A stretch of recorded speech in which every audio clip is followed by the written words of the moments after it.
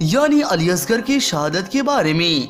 6 महीने की नन्हा सा बच्चा अली असगर के साथ जालिमों ने क्या सुलूक किया, किस तरह से उन जालिमों ने इस नन्हे से बच्चे को शहीद किया, जिसे सुनकर आप भी रो पड़ेंगे। इसीलिए इस वाक़े को मुकम्मल जानने के लिए पूरे वीडियो को आखिर तक जरूर देखिएगा और चैनल को सब्सक्राइब करके कमेंट बॉक्स में या हुसैन अलैहिस्सलाम जरूर लिखें। दोस्तों, 2 मुहर्रम के दिन जालिम यजीदियों ने हजरत इमाम हुसैन अलैहिस्सलाम और आपके घर वालों के लिए पानी पर पाबंदी लगा दी। घर वालों में छोटे छोटे बच्चे भी थे और उन्हीं बच्चों में से इमाम हुसैन अलैहिस्सलाम के छोटे बेटे हजरत इमाम अली असगर भी थे, जिनकी उम्र महज 6 महीने की थी। जब करबला के मैदान में इमाम हुसैन अलैहिस्सलाम के लिए पानी को बंद कर दिया गया तो रसूलुल्लाह के खानदान के छोटे छोटे बच्चे पानी पानी की सदाएं बुलंद करने लगे। मगर वो जालिम यजीदी एक कहां सुनने वाले थे। 7 मुहर्रम आते आते प्यास की शिद्दत इतनी ज्यादा बढ़ गई थी कि बच्चों की होठों पर पपड़ी जम गई थी। तारीख ने लिखा, 3 दिन तक रसूलुल्लाह के खानदानों के लिए पानी बंद रहा।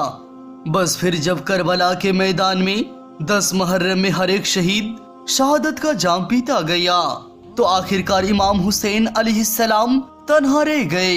आखिर में आप यजीदियों के सामने गए और जाकर कहने लगे, कोई है इस गरीब की मदद करने वाला।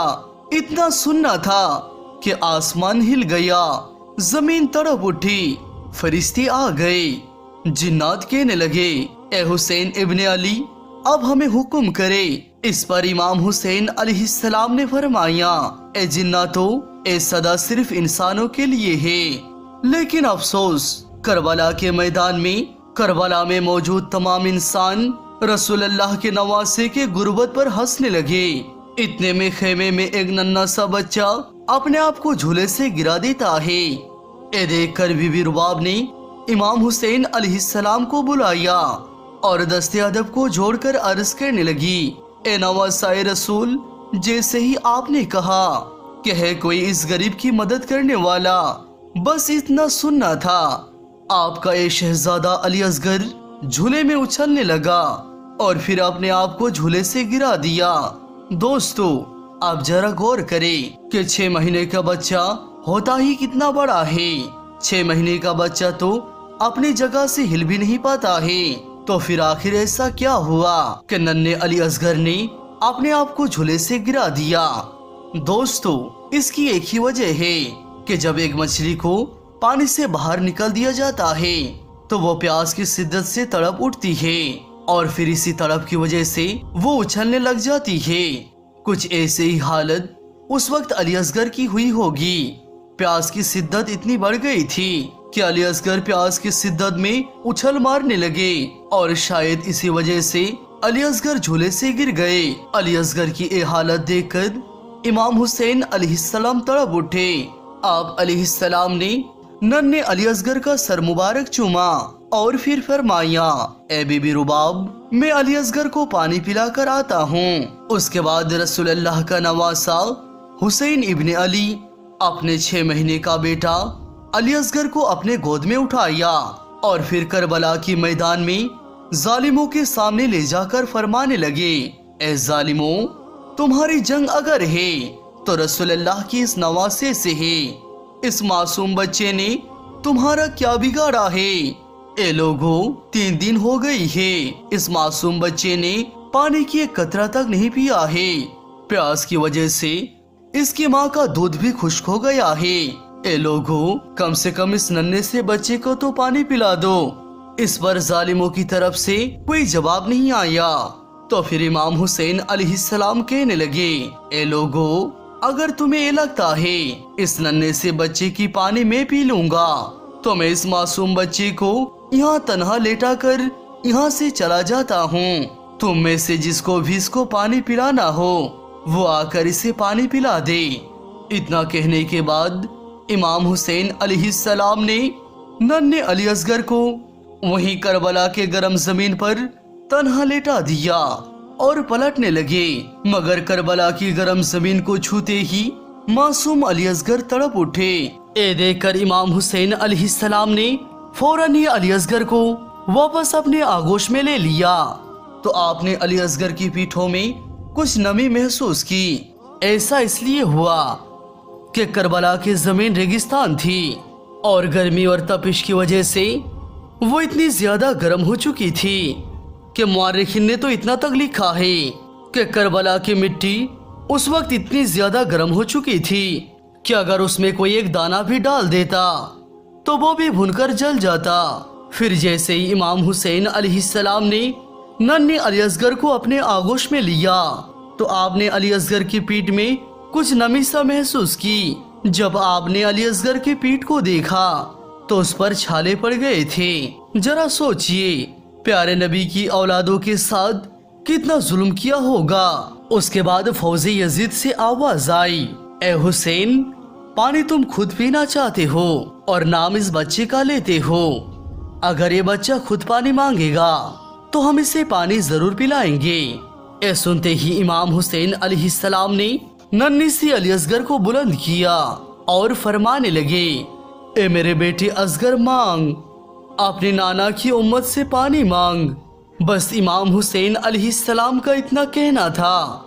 नन्हे अली असगर के लब हिलने लगे और फिर अली असगर फरमाने लगे, ए लोगो, मैं तुम्हारे रसूल का गुलशन का एक छोटा सा फूल हूँ। मेरे रगों में तुम्हारे रसूल का खून बहता है। ए लोगो, मैं 3 दिनों से प्यासा हूँ, मुझे पानी पिलाओ। तारीख ने लिखा, जैसे ही नन्हे अली असगर ने ये सदा लगाई तो फौजे यजीद हिल गई, कोहराम बर्पा हो गया। मगर फिर भी जालिमों की तरफ से कोई भी जवाब नहीं आया। दोस्तों, उसके बाद जब एक मछली पानी की वजह से तड़प तड़प कर थक जाती है, उसके बाद वो धीरे धीरे अपना मुंह खोलती है और बंद करती है।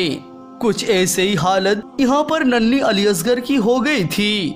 जब आप प्यास की वजह से तड़प तड़प कर थक गए थे तो आप अलैहिस्सलाम ने अपने खुश्क और पपड़ी भरे होठों को खोलना और बंद करना शुरू कर दिया।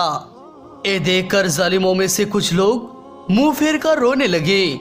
फिर जब जालिम यजीदी कमांडर उमर बिन साद ने मंजर देखा तो वो शिमर से कहने लगा कि कहीं फौजे यजीद बगावत पे उतर ना आए।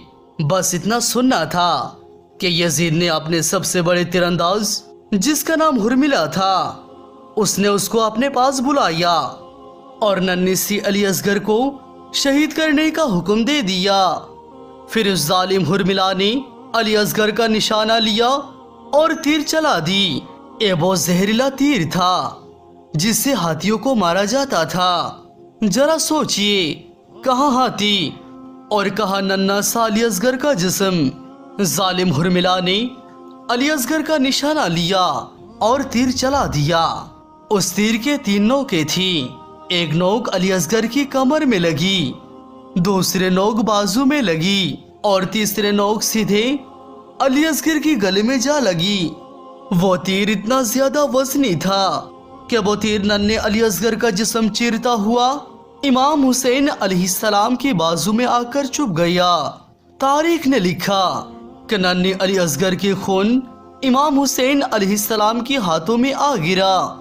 इमाम हुसैन अलैहिस्सलाम अपने बेटे को अपने हाथों में लिए अपने नाना की उम्मत की तरफ देख रही है।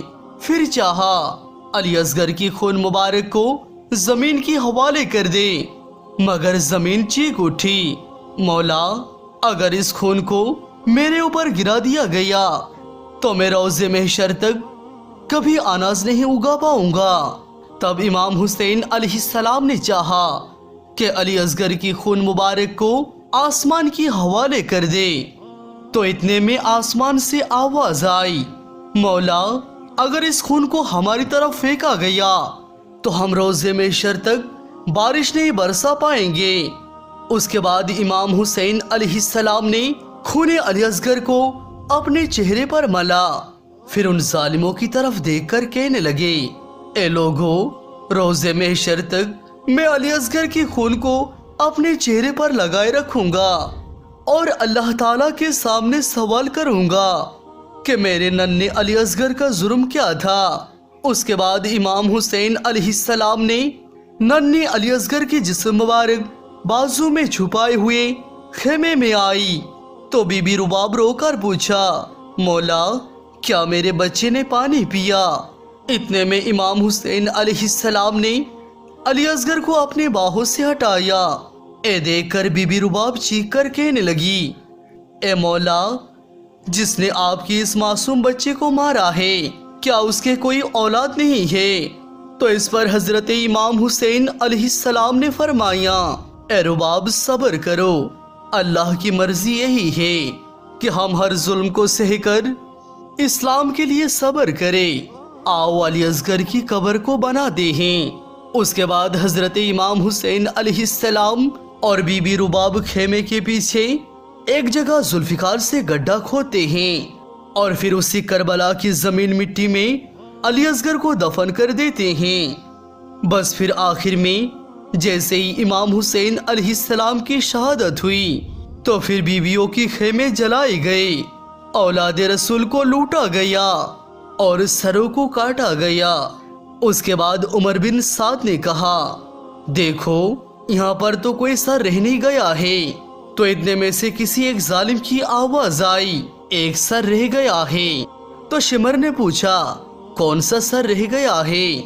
तो उस जालिम ने कहा, हुसैन के एक 6 महीने की बच्चे को हम तीर मार के शहीद किया था, उसका सर हमें नहीं मिला है। तो शिमर ने कहा, ढूंढो उसे, जमीन पर तब तक नेज़े मारते रहो जब तक वो सर ना मिल जाए। यहीं कहीं पर हुसैन ने उसको तदफीन किया होगा।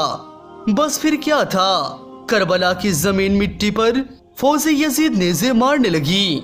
तारीख ने लिखा, एक जगह पर नेज़ा लगना था तो वो वहीं पर अटक गया। फिर जब नेज़े को बाहर निकाला गया तो नन्हे अली असगर का जिस्म मुबारक नेज़े पर चुभता हुआ बाहर आ गया। ए देखकर फौज यजीद खुशी से झूम उठी। मगर वहां पर जब एक माँ ने अपने 6 महीने के बेटे को नेज़े की नोक पर देखा तो वो तड़प उठी।